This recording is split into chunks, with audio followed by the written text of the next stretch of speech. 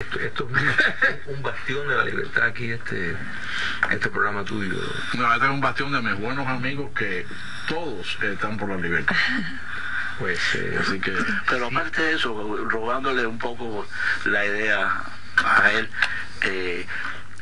tú tienes un conocimiento de lo que es la causa de Cuba y como historiador que eres, bueno, que ha estado interesado en la causa de Cuba, aquí es muy difícil decir algo que no se ajuste a la verdad y se puede ir, aunque tú eres un hombre joven, años y poder hablar de los verdaderos hechos de la historia.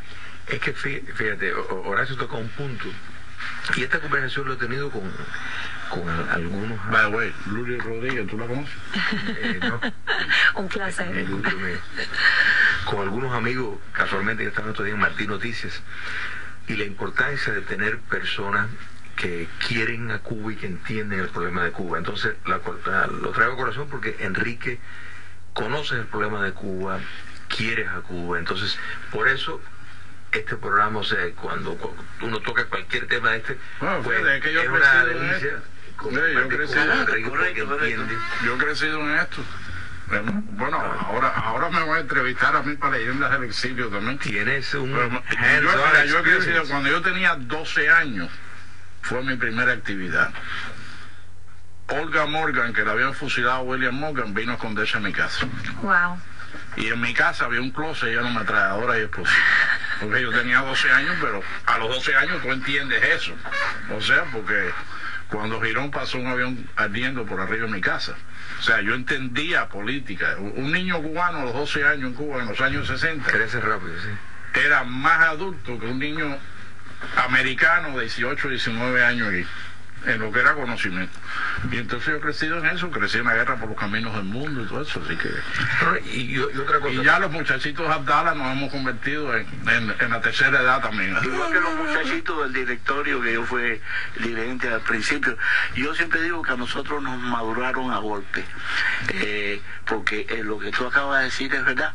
Esa época de después de teenager a hombre que tú ves aquí los muchachos tan indolentes que están disfrutando de su juventud, y yo los envidio. Yo no pasé eso, yo pasé de niño a hombre. ¿Tú sabes? Y yo igual, pero tú sabes cuando yo me di cuenta. Mira, yo me di cuenta cuando yo era un sophomore en high school en la zona de Chicago. Era un día en una clase esa de speech y drama, y entonces se suponía que tú dijeras el discurso más, el día más dramático de tu vida. Y el primero es el día que yo voy a Bicrel en persona. Llega el segundo tipo, el día que me arrolló, que un carro arrolló a mi perro y perdí a Fifi, ¿no? Y entonces yo me paré ahí y empecé a hablar del día de la invasión del País Girón y las explosiones que yo oía que venían de Colombia y el avión que pasó. Y cuando yo miré a los americanos aquellos, que tenían mi edad, me estaban mirando como si yo venía de otro planeta. Es que tenía que ir después de Enrique, digo, vamos para casa. No, o sea, pero fíjate, eso era algo que yo veía como una cosa muy normal, claro, en la gente de mi generación y en los que me rodeaban a mí, con la gente que yo había crecido. Todo el mundo sabía la Playa Girón, todo el mundo sabía los asados, todo el mundo sabía los fusilamientos. Cuando tenía 8 años, ametrallaron a uno frente a mi casa. Y antes de ir a la escuela, ahí estaban los charcos de sangre y todos los huecos en la pared.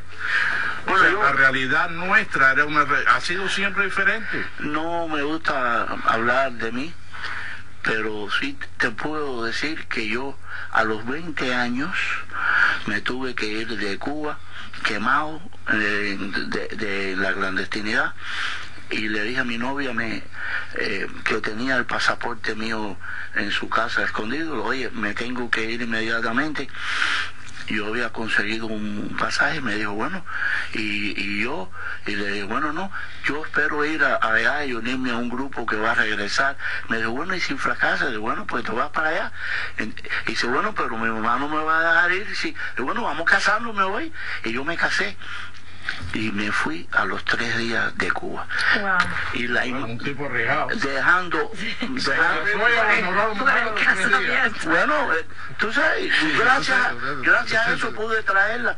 Claro. Y me acuerdo que me fui, salí como al atardecer, y el avión salió, y me imagino que hizo un círculo a la altura de Guanabo, de esa área allá, y cuando dio la vuelta a coger al norte, yo miré por la ventanilla y vi un campo y unas vacas, y esa imagen, y luego el mar, y esa imagen nunca se me ha borrado de mi mente.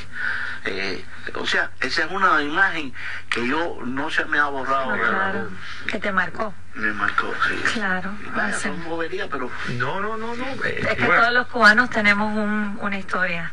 Yo también me fui muy joven, a los 3 años de Cuba. Eso debe haber sido hace como 5 años. Pero me acuerdo muy bien, lo que me impactó a mí fue que mi mamá me había dado un anillo y entraron al avión. Mis padres, me imagino que tenían que dejar todas las cosas, ¿no? Entraron al avión y me llevaron el anillo del dedo. Y me recuerdo porque me viré y mi mamá estaba llorando. qué cosa es, hermano. Yo creo que si se lo hubiesen quitado a ella, que me imagino que se le quitaron muchas cosas, no le hubiera dolido tanto que cuando me lo quitaron a mí. Entonces, el irnos me impactó por eso. Y entonces vivir en España, yo vine de España a los 7, 8 años sola en un avión con mi familia aquí que no la conocía, y tuve que después reclamar a mi familia. Entonces maduré también. A los 8 años es algo que te marca, y ustedes todos fueron marcados por todo lo que hicieron después y todo lo que pasaron. Bueno, vamos ahora, después de hablar de quien tanto se lo merecía como Alberto Hernández, vamos a pasar al tema que ha sido el tema de... perdóname, déjame hacerte una pregunta más de Alberto. Él muere el viernes por la noche, ¿se enteró algo de lo de Trump? Sí, ya estaba... sí, mira, yo tuve la última vez que yo hablé con él fue el miércoles, y apenas ya podía hablar, tenía la voz que apenas se le entendía, y me dijo, ¿hay algunas noticias? Él siempre estaba ansioso de eso, y no sé, honestamente, el viernes él muere por la noche. Yo no sé si él tuvo conciencia el viernes durante el día, pero sí te digo que el miércoles sí estuvimos hablando, vaya, él estaba, apenas se le escuchaba la voz, pero no hablé con él una vez en los últimos 3 meses, que fue el tiempo que él se agrava de su padecimiento hepático, porque él muere por un problema hepático, que no fuese el tema obligado, la cosa de Cuba. Me acuerdo cuando estuvimos en Washington, que nos reunimos con el secretario general de la OEA, él estaba bien lúcido y vaya, le encantó la noticia, y estuvimos hablando muchísimo sobre la reacción del secretario, etcétera, etcétera. Pero ya él pasó a otra etapa, él ya descansó, ya él no sufre más, y estoy seguro que si existe en esa dimensión algún poder para poder hacer algo, él se ha convertido en un embajador nuestro para buscar la libertad de Cuba. Bueno, ahora vamos al tema Trump, la visita de Trump, ya mirándolo en frío, mirando que ha sido positivo, que ha sido negativo. Yo personalmente voy a hacer esto como hacen los periodistas cubanos aquí en Miami, que te voy a dar mi opinión y después te voy a hacer la pregunta, que eso a mí no me gusta hacerlo. Yo siempre hago la pregunta y hago que la gente hable. Fíjate, yo creo que el impacto mayor es psicológico. Es psicológico en el aspecto de que se rompe el paradigma del superdiálogo de que los americanos no están haciendo nada. No es luz verde, pero a lo mejor es una tenue amarilla, ¿ok? Eso me lo dijo una persona que me llamó hoy. No estamos con luz verde, pero estamos con luz amarilla. Y yo creo que psicológicamente es impactante para el exilio, que necesitaba una inyección, que el exilio siempre se ha mantenido activo y peleando, pero hay veces que a pesar de los palos, ¿okay? Te dan palos en el 5º round, te dan palos en el 6º round, en el 7º, en el 8º, en el 9º, y tú dices, bueno, pero yo no me voy a rendir, a mí hay que matarme. Y llega un momento que de pronto tú estás dando algunos palos, ¿okay? Hay un descanso. Y yo creo que psicológicamente ha sido una inyección de adrenalina para el exilio, y creo que ha sido una inyección de preocupación para el régimen castrista. Ahora, se lo abro a ustedes para que tú vas a tener espérate, tú vas a tener el jueves. Claro, pero se quedó una cosa. El jueves algo específicamente con esto, ¿no? Pues sí, podemos decir que sí, está vinculado, pero quería hacer un paréntesis de la entrada del programa porque todos sabemos que este programa tiene una gran audiencia. Tú sabes las cifras mejor que yo. No, pero quiero que sepa, a veces incluso mi mujer me escucha. Pero quiero que sepa, bueno, eso tú lo sabes, que en Cuba se escucha mucho. Y siento de alguna manera, y no lo digo solo en el sentido figurativo, sino en el sentido literal, por ejemplo, a veces uno tiene la oportunidad de saber hasta incluso con quién vas a estar. Y supe que iba a estar Horacio gracias a un gran cubano, un gran oyente, Félix Navarro.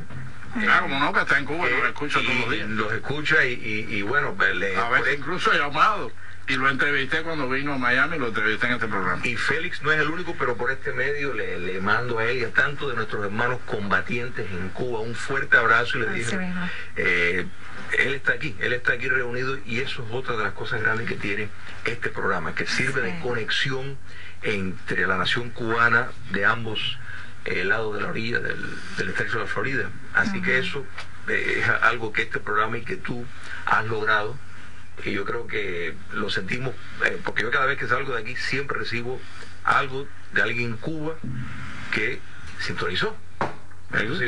Eso me alegra. Así que es un trabajo, pues... Ahora vamos al tema. Mira, las palabras cuentan. El lenguaje es importantísimo. La izquierda radical ha tenido enormes avances por la desnaturalización de precisamente el lenguaje y los conceptos. Porque establecen equivalencias falsas, o sea, y han podido desdibujar una realidad donde de pronto hay una gran parte del mundo libre que no sabe quién es dictadura, quién es democracia, cuando es muy claro y es muy evidente. Y eso es el gran culpable, es que se ha rendido un terreno a la manipulación del lenguaje. Cuando el presidente electo Trump dijo que había muerto un dictador brutal cuando murió Fidel Castro, eso hay que aplaudirlo. Cuando él está emitiendo un pronunciamiento donde claramente se está señalando de que Cuba es un régimen terrorista, que Cuba es una dictadura, eso cambia la dinámica. Si miramos el memorándum es un manifiesto claramente para producir un cambio de régimen en Cuba, claramente. Y fíjate, quiero la reacción de ustedes dos también. Cuando Obama nunca se reunió con el exilio, se reunió con Joe García y comió frita. Pero Obama fue a Cuba, ignoró al exilio. Después, cuando salió de Cuba, ignoró la disidencia que los empezaron a hacer talco. Trump, y esto, ¿quién fue que lo dijo ayer? Trump pidió, Trump no, el equipo que está asesorando a Trump, de la Casa Blanca pidieron el Teatro Artime, precisamente por el nombre de Manuel Artime y el simbolismo. Él vino y se reunió con la dirigencia del exilio y específicamente honró a a 3 presos políticos, uno hombre plantado, otra mujer plantada y otro de la oposición y resistencia que ha estado aquí, que es Antunes. Que una trayectoria. ¿Ustedes no creen que haya un mensaje más allá de, Mira, de un simbolismo? Han habido mensajes, gestos y han habido muchas cosas, pero antes de entrar a analizar todas estas cosas, yo quiero dejar establecida mi posición. Fíjate, yo no tengo lealtades partidaristas. Yo tampoco, yo soy independiente. Ok. Yo no estaba de acuerdo con la política de Obama, no porque fuese demócrata, sino porque era totalmente detrimental para la causa nuestra. No, igual que yo no estaba en contra de él por ser negro, estaba en contra de él por ser rosado. Correcto, correcto. O sea, para mí hay amigos y enemigos en los dos bandos. Claro, está Jeff Flake. Uno de los enemigos más grandes que tiene la causa de Cuba es este que tú acabas de nombrar, Flake, que es un senador republicano por Arizona. Sin embargo, a través de la historia, lo que llevamos muchos años luchando, hemos tenido grandes aliados demócratas, como Dante Fascell, como Claude Pepper, como Torricelli, como Bob Menéndez, como Lieberman, etcétera, etcétera. O sea, quiero dejar establecido, de acuerdo 100% establecido mi posición, porque yo respeto la opinión de todo el mundo, pero odio el fanatismo. Yo también. Y la inteligencia Jorge Mascanosa fue que supo jugar con ambos partidos. Correcto. Él no se tiró de barriga con un partido para que lo taken for granted. Correcto. Y nosotros, y yo tuve el honor de presidir el PAC más grande que hubo, étnico, ¿ok? De la fundación, y la mayoría de las donaciones nuestras eran a los que queríamos captar, y muchos eran del Partido Demócrata, porque la causa de Cuba debe estar por encima de los demócratas y de los republicanos.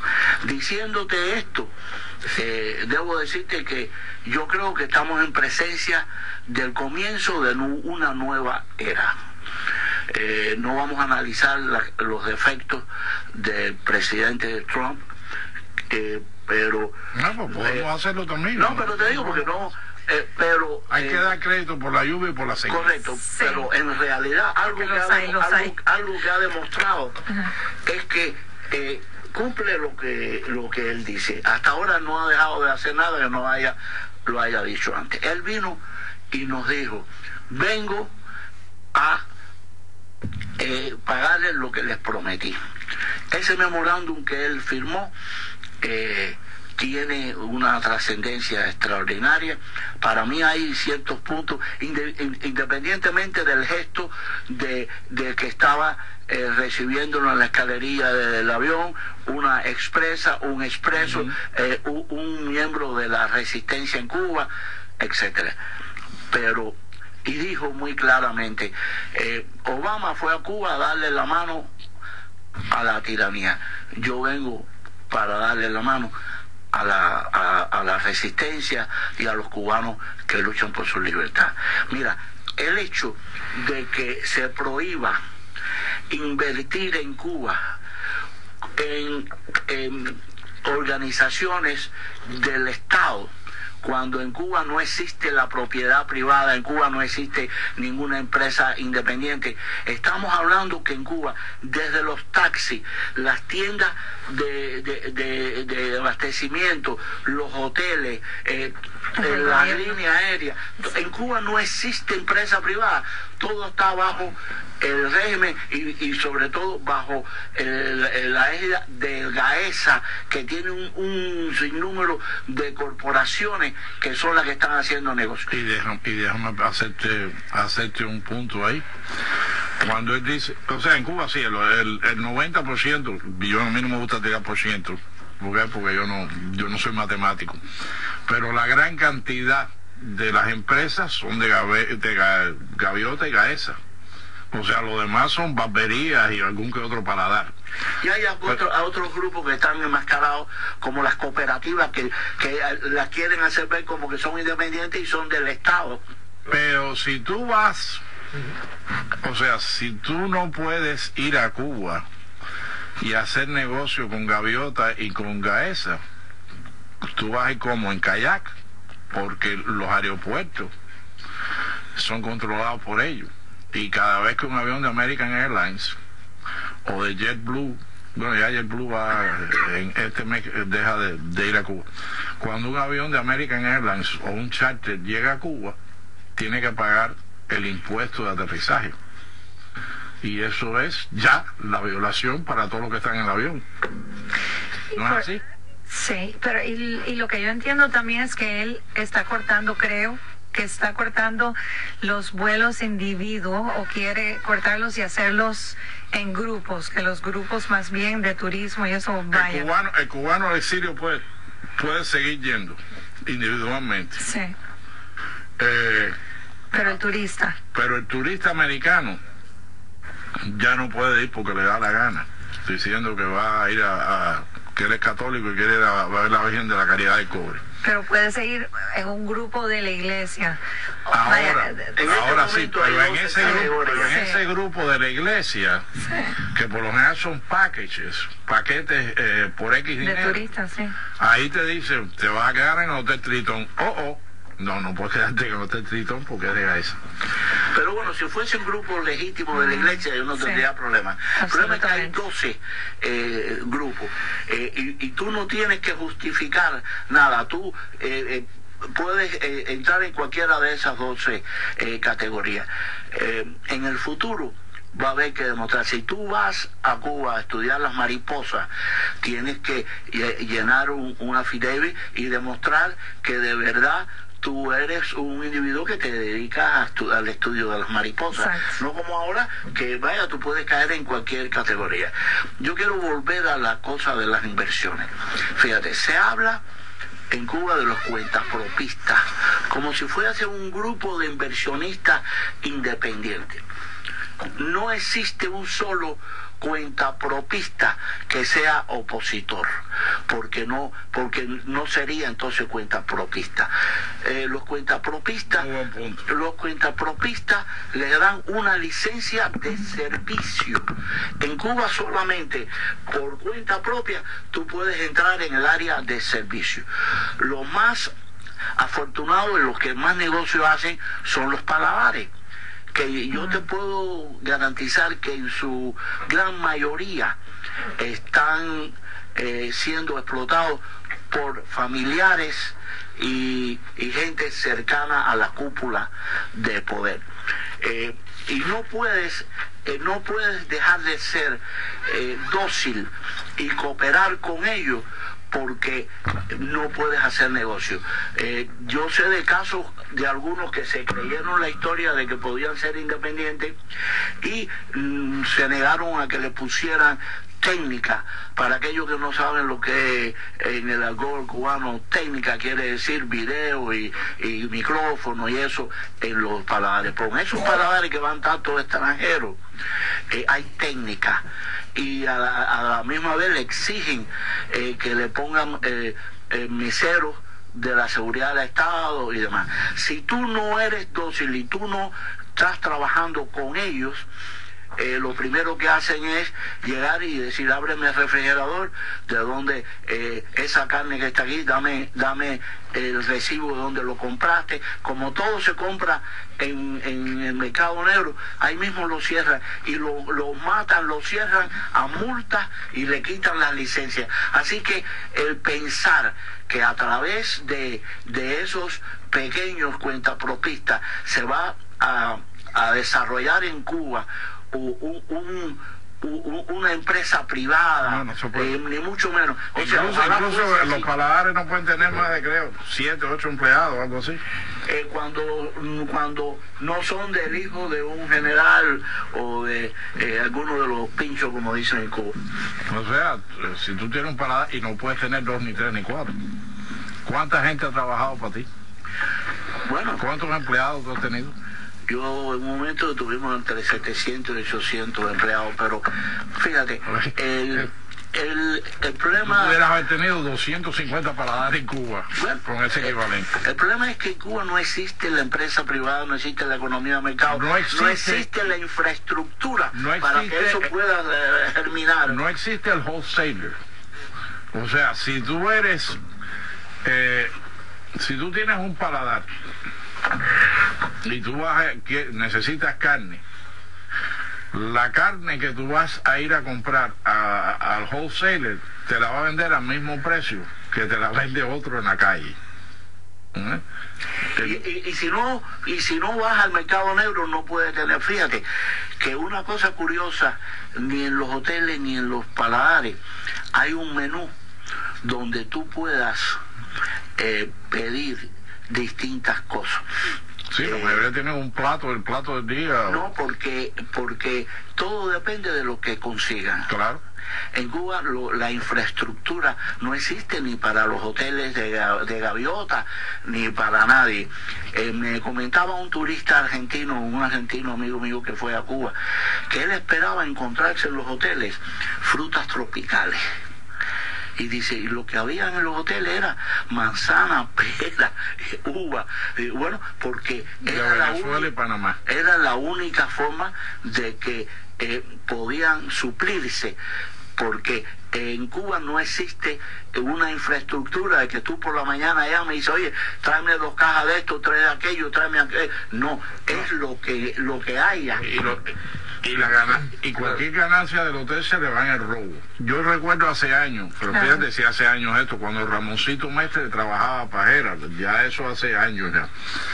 Y un día conversando con mi compañero Abdala, me dice, tú sabes, dice, se han mandado a correr en Cuba porque en Varadero están mandando un avión para Varadero cargado de comida, de refrescos, y dice, porque en Varadero alguien, en combinación por supuesto, llegó con una rastra y vaciaron, no me acuerdo el nombre del hotel, dice, le vaciaron toda la despensa, se llevaron todo lo que había ahí, todos los refrescos, toda la carne, toda la cerveza. Yo hablé, cuando yo estaba en Radio Martí, yo entrevisté a un biznero, y el hombre ya se debe haber vuelto o millonario, debe estar preso aquí, porque sí, mantuvo su ética. Pero él me decía, yo conocía a la gente en el muelle, yo llegaba al muelle y me decía el hombre, el contacto mío en el muelle decía, llegaron 20 contenedores, te puedo dar 2. ¿Qué tú quieres? Puedes escoger entre esto y esto y esto, bicicleta, patines, radio. Y dice, yo le pagaba 15,000 pesos por robarme los 2 contenedores. Después le tenía que dar 5,000 pesos a los camioneros que me sacaban, que eso era punto y aparte.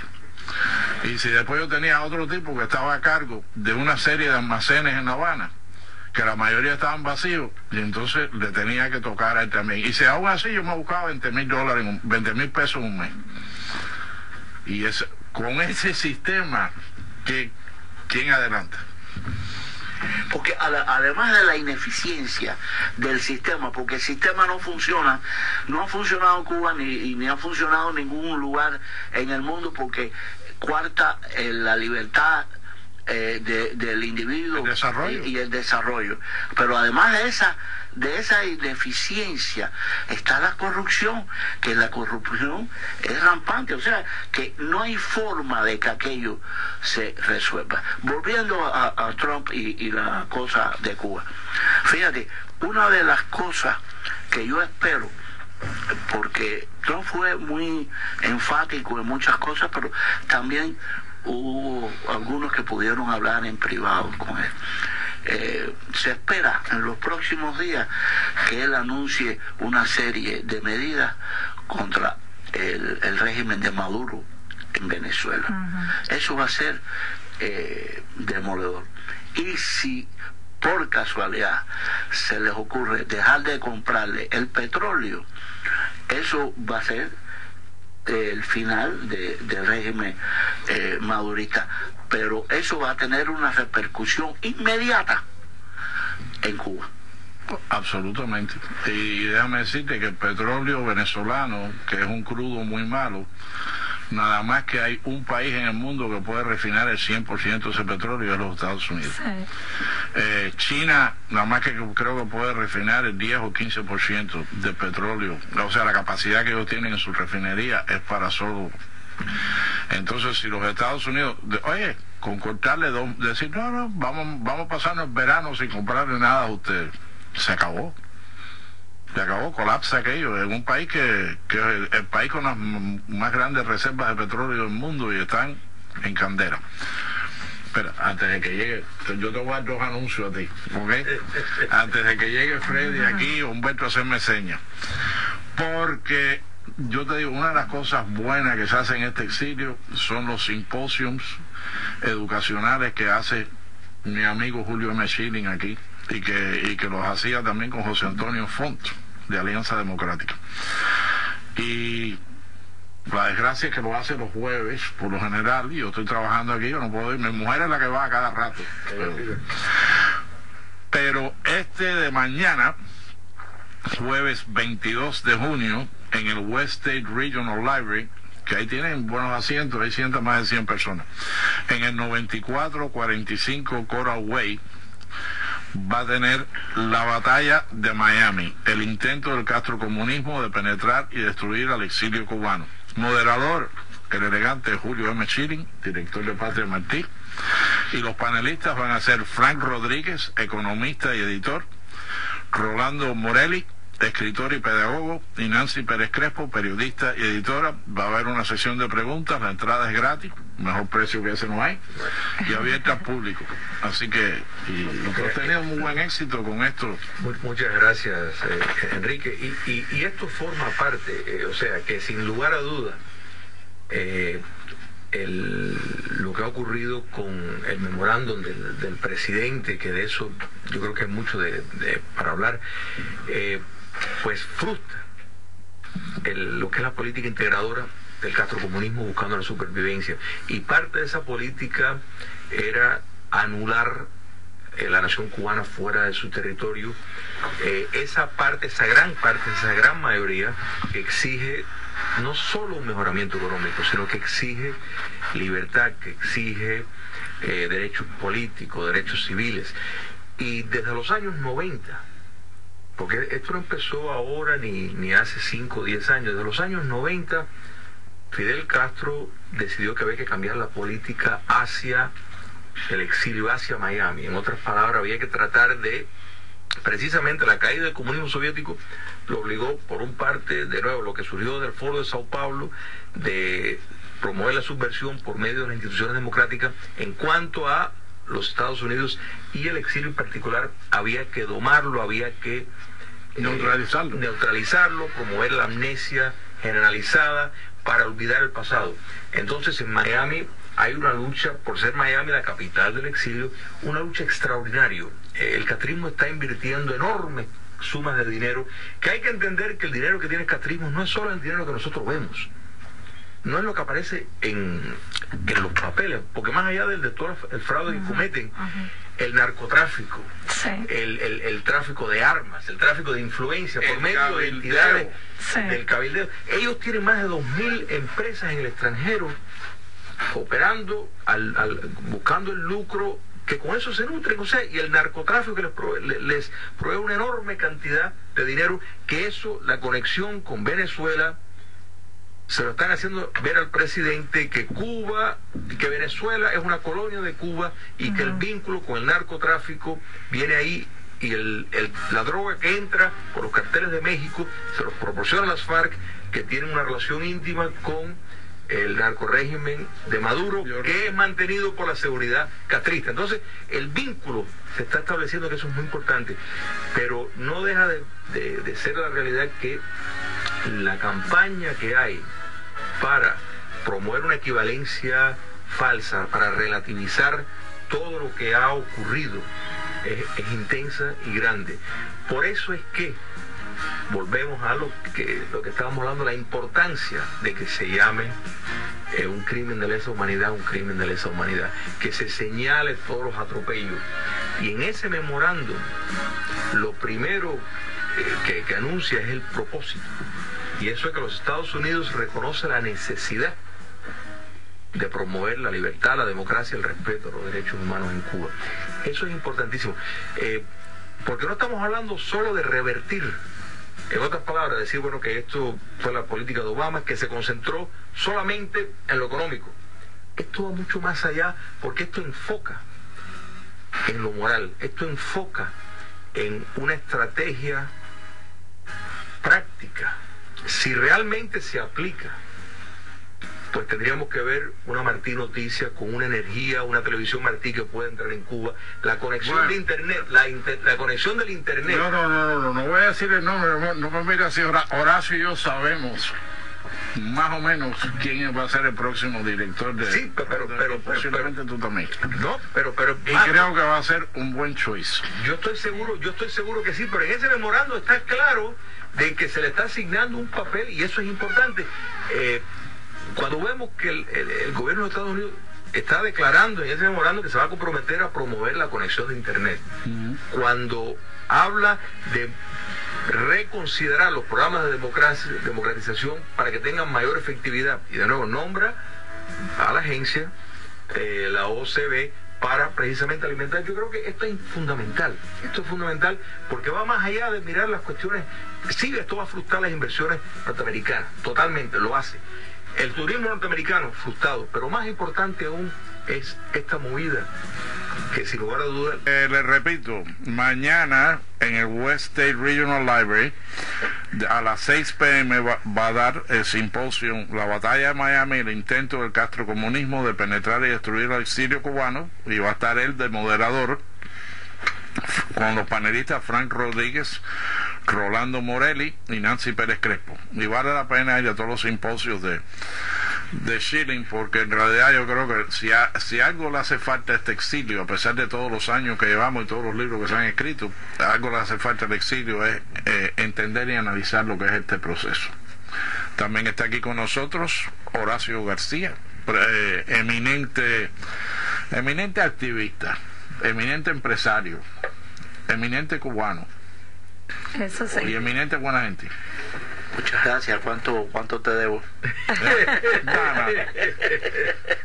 Vamos a ver que ya. Y Luli Rodríguez, quien fue mi compañera cuando yo estaba en Univisión, y es una de las mejores productoras de radio y televisión que hay. Ella es la candela. She's the flame. Así que continúa, Mr. Schilling, que te dejamos. Freddy te cortó ahí, te dejó con la palabra en la boca. Bueno, porque tocaron un punto con respecto a, bueno, la viabilidad de lo que ellos llaman, lo que ellos mismos llaman el sector no estatal, porque ellos ni siquiera lo llaman sector privado, el sector no estatal. Mira, los que nos vendieron, o los querían vender, los acuerdos, la política obamista hacia el castrocomunismo, pues se basaba en que esto iba a empoderar la sociedad civil, o sea, que esto iba a precisamente pues ampliar ese sector empresarial, y la democracia pues en algún momento iba a llegar. Horacio estaba hablando de esos números, efectivamente, el 80% de ellos pues pertenecen a la CTC, pero esto es bien fácil, la razón está en el prototipo. Dictadura de dominación total, dictaduras totalitarias, que es la estructura de régimen que hay en Cuba, no responden a ningún tipo de modificación, apertura en lo económico. Tenemos China, tenemos Vietnam como ejemplo prototípico, porque lo que ocurre es que los que se deciden trabajar en el sector no estatal, o si lo quieres llamar el sector privado, tienen que convertirse en apéndice, en una docilidad hacia el Estado, hacia el poder político. Pero es que incluso más allá de eso, porque por ejemplo, las barberías, hasta hace recientemente, si tú eras un barbero, tú recibías un salario mensual y tú te sentabas en la barbería, te pasabas el día leyendo el periódico, y si nadie venía, no importaba, tú ibas a recibir el salario. Cuando se dieron cuenta que eso ya no se podía mantener, entonces lo que ha sucedido es que te dicen, no, ahora tú eres el barbero contra el porpista, pero el barbero contra el porpista le están metiendo como 700 pesos de impuestos al mes por la barbería, entonces te tiene que pasar 24 días pelando gente para pagársela al gobierno y sobrevivir con 2 o 3 días tuyos. Pero mira, Enrique, el fenómeno está Dictaduras autoritarias que se concentran el control en la esfera política solamente, el argumento ese puede tener validez, o sea, el argumento de que por medio de inflar la clase empresarial, pues puede eventualmente poner presión a la clase política. Dictaduras autoritarias, Taiwán respondió a eso, Corea del Sur respondió a eso, pero no eran dictaduras totalitarias. Dictaduras totalitarias no responden a eso, todo lo contrario. Lo que hacen es profundizan el control político, lo perfeccionan porque logran el control de la sociedad de una manera mucho más eficiente, mucho más económica, porque las personas responden a ese espacio para el mejoramiento económico por medio de la sumisión absoluta al poder político. Y en Cuba es la autocensura. Pero claro, mira, búscame una persona que tenga un paladar, uno solo, que sea contestatario, un barbero contestatario, no lo vas a encontrar, ni un perro caliente te lo puede vender en el malecón si dice algo. Pero por eso mira, ahora existe la doble moral en Cuba. En los años 70, cuando estaba la guerra por los caminos del mundo, yo envié una persona a la agrupación Abdala a Cuba, y esa persona llevaba ciertos implementos para hacer un sabotaje a un lugar. Los contactos que nosotros teníamos en Cuba, cuando se les planteó esa situación, dijeron, no, espérate, no, ahí que está muy vigilado, que si la policía, que si el CDR, que si esas. A la larga era una autocensura de yo no lo puedo hacer porque papá Dios lo sabe todo, ese tipo. Bueno, pues la persona que lo llevó lo hizo, ¿no? Y salió bien. Pero tú te puedes cohibir al nivel de que te creas una mentalidad de esclavo. Pero es que eso lo trae el terror y la represión. Sí, pues están sometidos completamente. Y el régimen se consolida a través del terror. Por eso es que en los años 60 se fusilaba, y una noche, como tú sabes, la conspiración de la Marina, que se fusilaron 400 hombres. La conspiración del 30 de agosto. Correcto. Entonces, ese terror y esa represión es la que consolida al régimen, y es por ello que la gente tiene una doble moral, que tienen que aparecer como que son totalmente aliados del régimen para poder sobrevivir. Pero fíjate, en lo que, como decía el Chile, dentro de lo que es el cuentapropismo, que se trata de confundir aquí a la gente, que ese es la empresa privada independiente que está creciendo en Cuba. Esa es la gran mentira. Mira, el régimen públicamente critica el enriquecimiento. En Cuba, lograr éxito es un crimen. Y todo esta gente del partido y demás miran con recelo cualquier actividad independiente. Entonces no hay forma que ahí se pueda crear una industria independiente, ni mucho menos.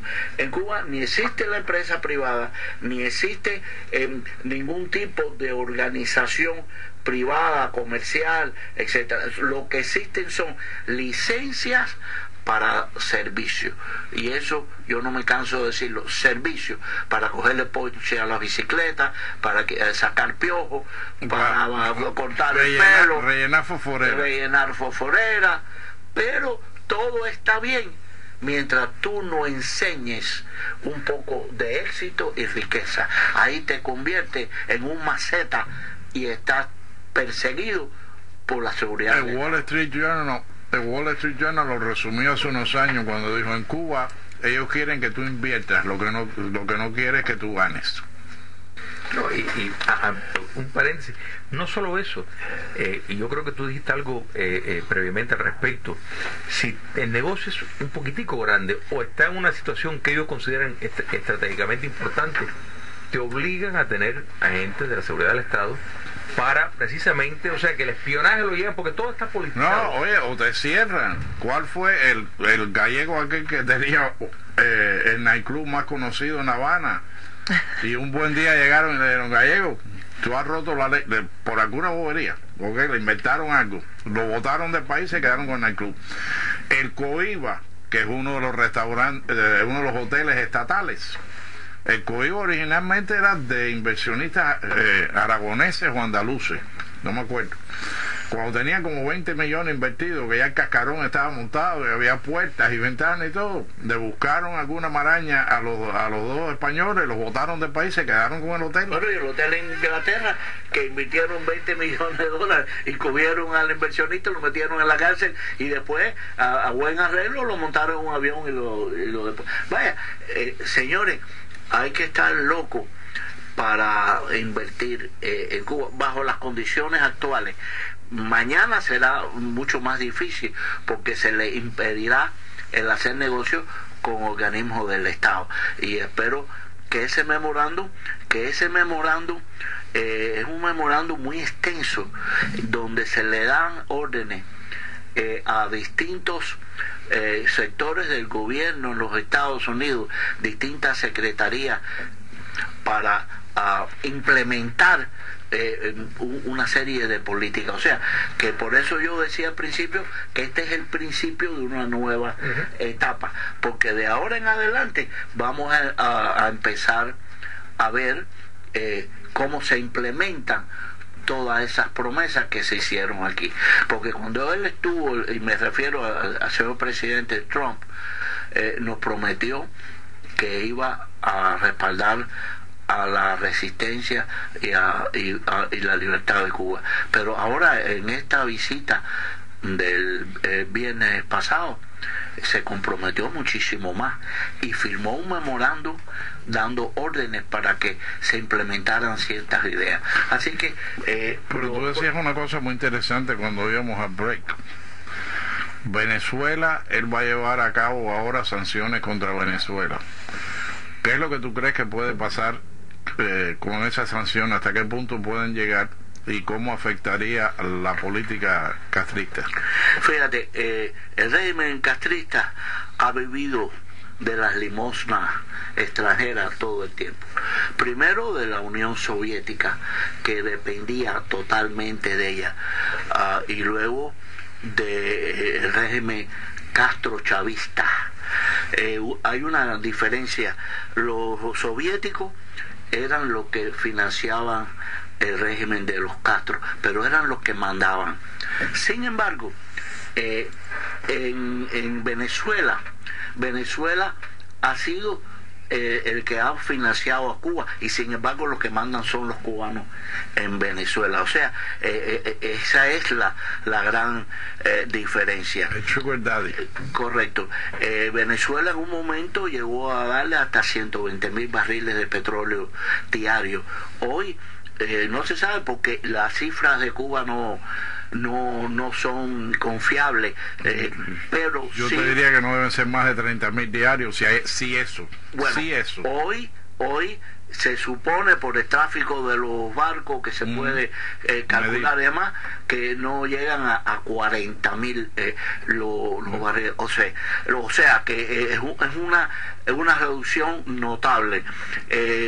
Por otra parte, el negocio también muy grande que tiene Cuba, que es la trata de blanca, o sea, del esclavismo gubernamental, donde vende la mano de obra esclava de los cubanos, de esclavos calificados, de médicos, y a veces no tan calificados, asesores, que eso también ha mermado notablemente.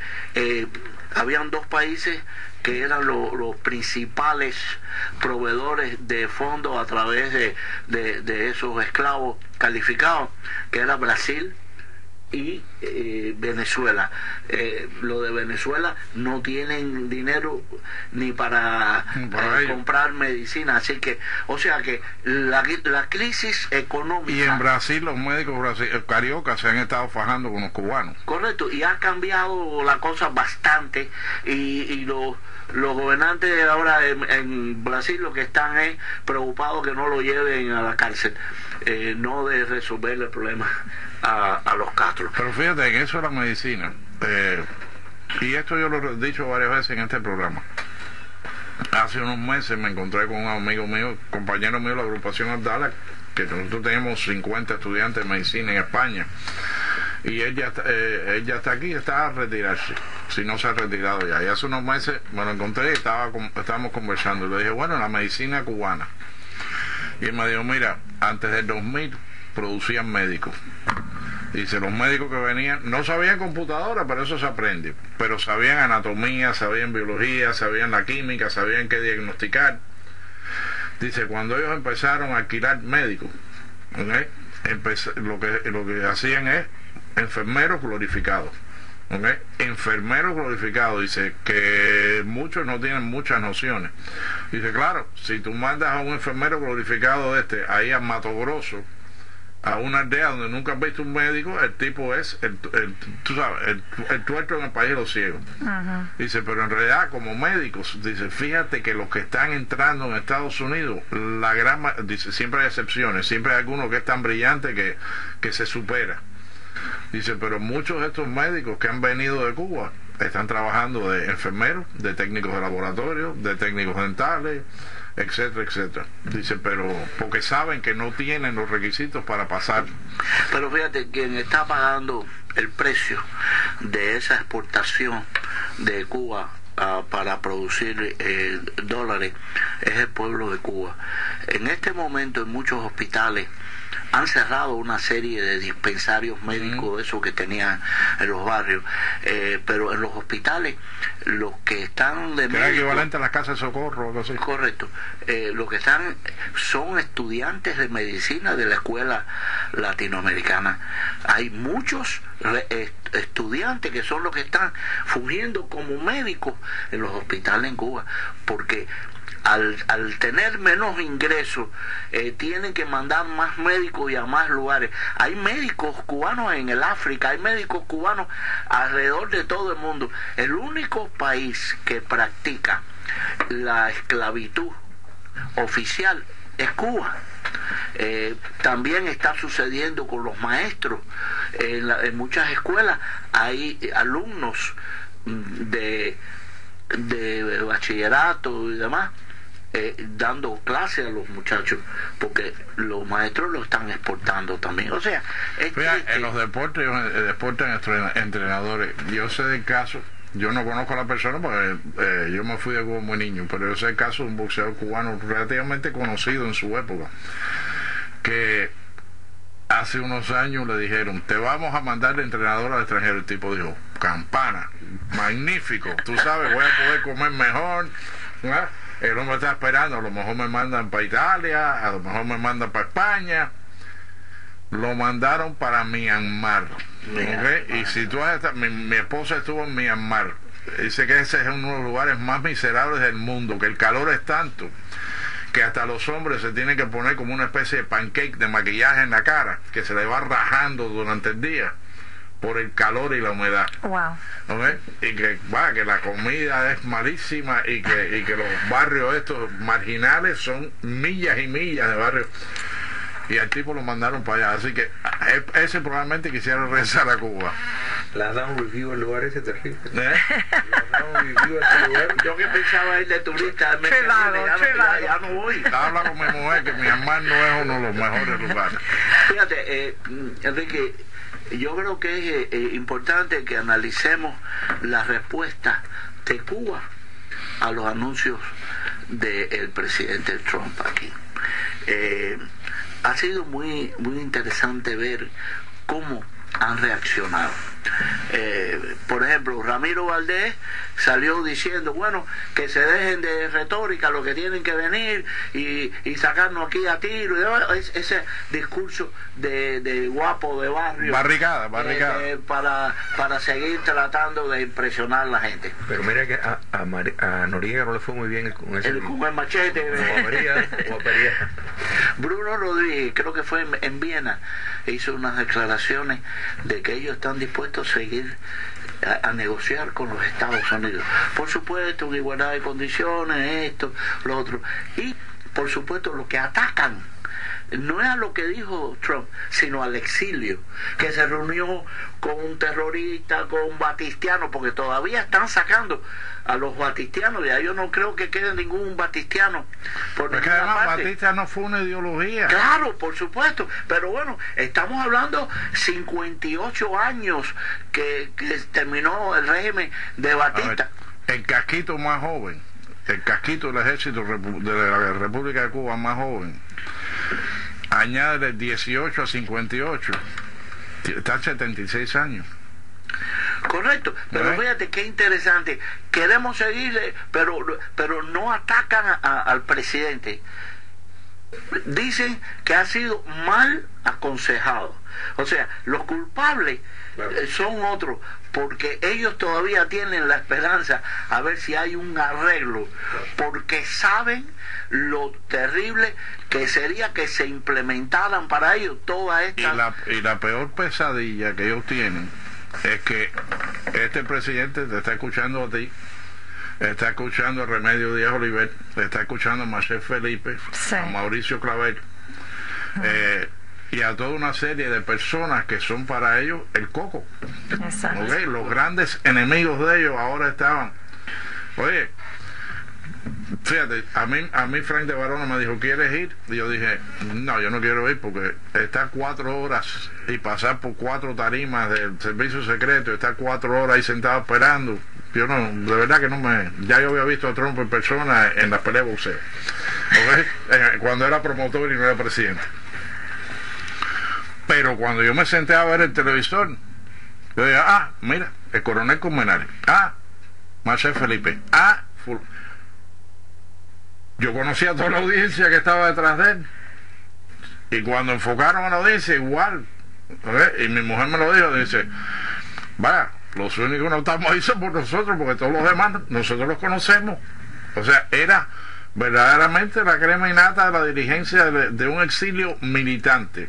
No te digo un exilio político, te estoy hablando de un exilio militante, un exilio que se ha mantenido ahí firme. ¿Y qué te parece que lo que han es atacado al exilio y no a lo que dijo el presidente, ni al presidente? Bueno, lo que tú dices, yo creo que ellos quieren mantener, tú no crees, Luli, que ellos quieren mantener una puerta abierta a ver si alguien viene e influencia a Trump. Claro, y yo creo que también lo que dijo Julio, que las palabras importan, eso es verdad. Cuando, por ejemplo, cuando yo vi a Obama y fue a Cuba, y vi también que no dejó que los opositores llegaran a conocer y a sentarse con los opositores, a mí eso me dolió muchísimo. Y ver a Trump, que en sí la trayectoria de él no es política, pero ver que se acopla a lo que es el pueblo, que identifica con lo que es nuestro pueblo, el ser cubano. Nosotros los cubanos hemos pasado mucho, y hay el cubano que vino ayer, el cubano que se quedó allá y el cubano que vino hace muchos años, pero todos hemos pasado algo. Y el ver un presidente que se puede identificar y puede sentir un poco de lo que nosotros hemos pasado, para mí me trajo, vaya, yo me sentí muy orgullosa. Y yo tampoco tengo partido, yo soy independiente. Yo soy independiente. Sí. Mira, el muchacho el violinista Luis Asa es sobrino de Oscar Asa. De Oscar Asa, sí. Porque Oscar Asa nunca, bueno, ahora sí lo admite, porque hubo mucho tiempo que no lo admitía, pero él viene de Cuba a República Dominicana, la familia va para República Dominicana de Cuba. El tío de él era Bonifacio Asa, que era un militar, pero que nunca se había metido con nadie, militar de carrera.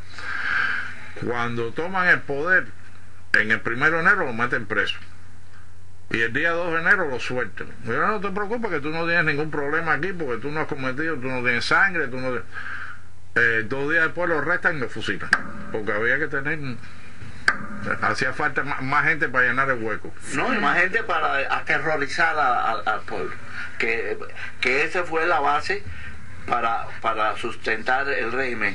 Oye, alrededor de 1.100 fusilamientos en el primer año en una nación de 6 millones. Que si tú te pones a sacar la matemática en comparación, sería como que fusilaran 50.000 americanos en un año aquí. Bueno, en proporción. Mira, esos crímenes de lesa humanidad y es fundamental.